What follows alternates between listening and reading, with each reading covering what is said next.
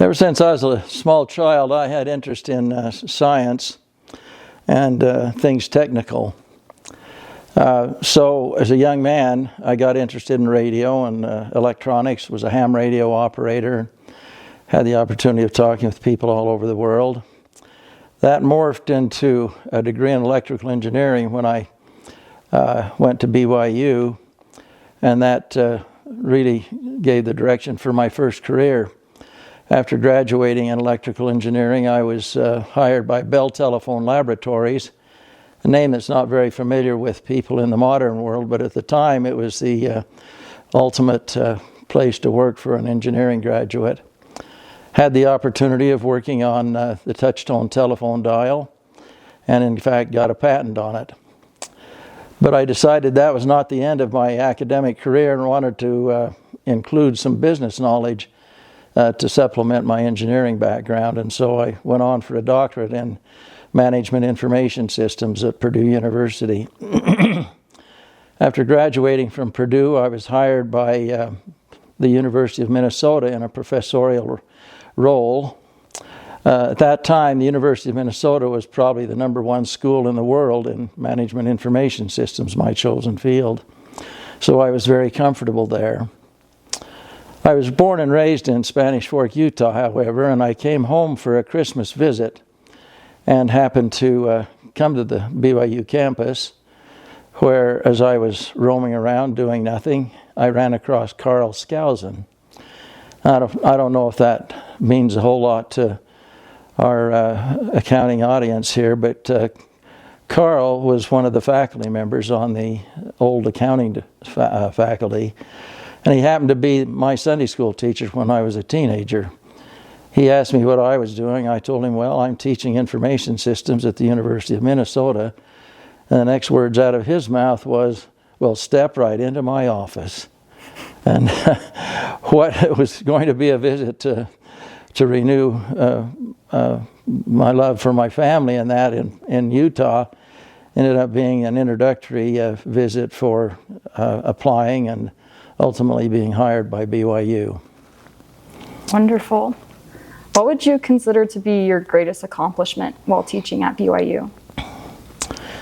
Well, over the course of a 35-year career, you get involved and have so many opportunities to do so many important things.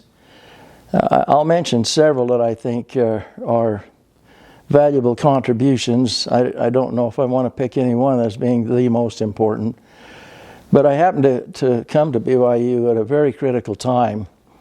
It was when Fred Skousen was given permission or given the charge of developing the original Professional School of Accounting, the Institute for Professional Accounting, or the old IPA. And he gave me the charge of developing the information system STEM in that program. That ended up being, I think, quite critical for me professionally, but even more than that for the school and for the program. It ended up being one of our most popular majors, and became a leading edge curriculum in the industry in accounting.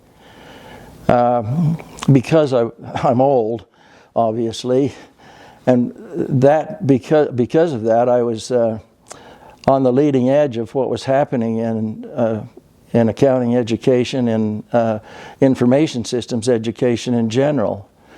When I was getting my doctorate degree, the IBM PC had not been invented, neither had the Apple.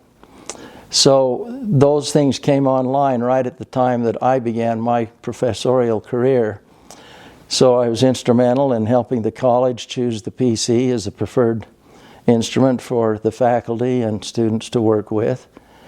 I also actually, along with Scott Smith, taught the faculty how to use, and the staff how to use the PC.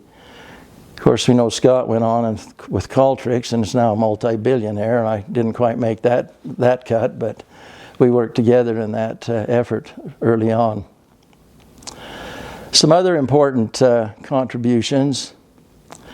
As part of our curriculum, I decided that it was important that we have a a practical element, and so I developed the INTEX program, or the integrative exercise, and conducted the first couple of rounds on that as we got our students to take a week or two at the end of their junior year to dig in on some real life problems and learn how to bring all the pieces together to make sense on what we were teaching them, how it was going to fit together as a total package.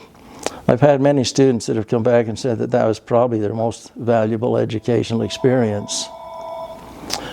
What was your favorite part of teaching at BYU? Well, I loved working with the students. The students were always high quality.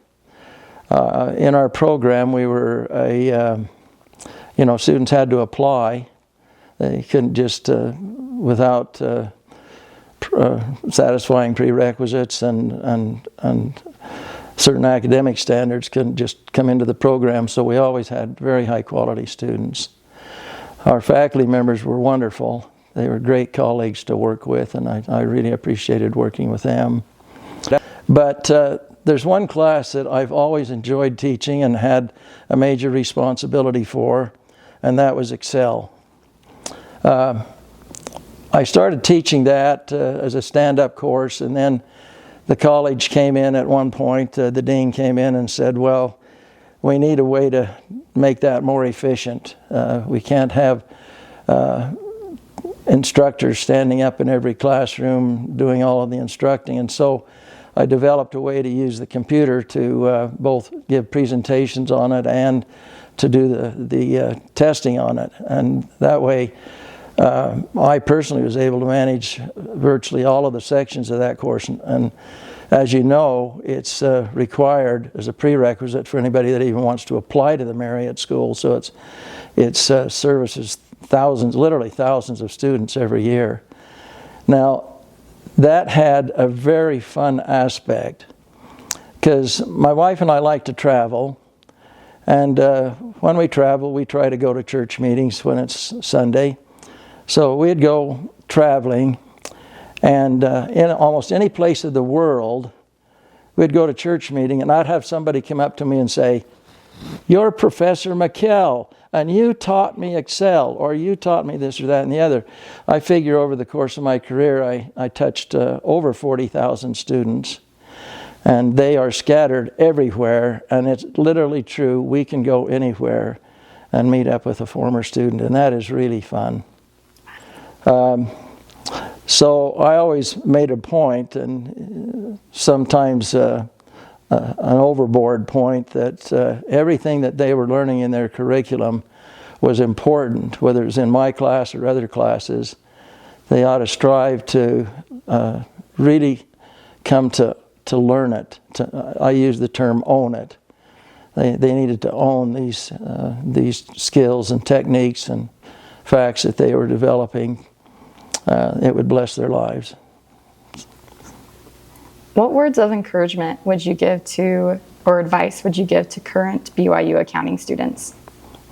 Just that, mainly, is recognize that these courses that they're taking and the various modules in the courses are not hurdles to just get past on their way to graduation, but to really try to understand them and internalize them. It will make them more powerful, ever more powerful.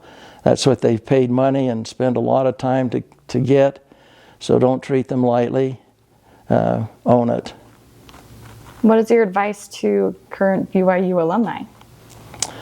I think it's important that we try to keep sharp.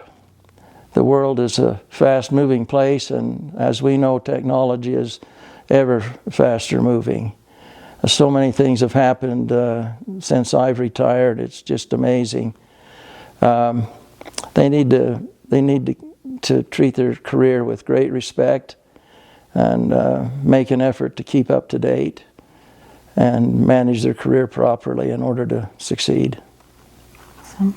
And lastly, what endeavors have you participated in since leaving BYU?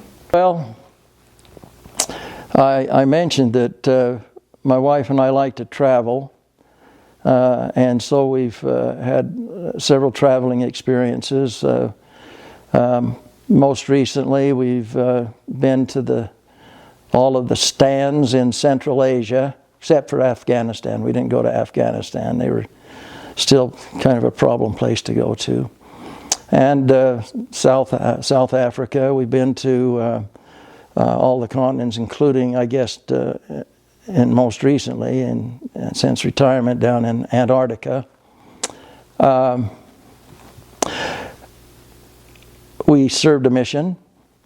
It was interesting, the time that I left my office in 2012, I hadn't gotten very far out the door before my wife turned to me and she says, "Okay, Lynn, it's time to serve a mission." And so we got our act together and made our applications.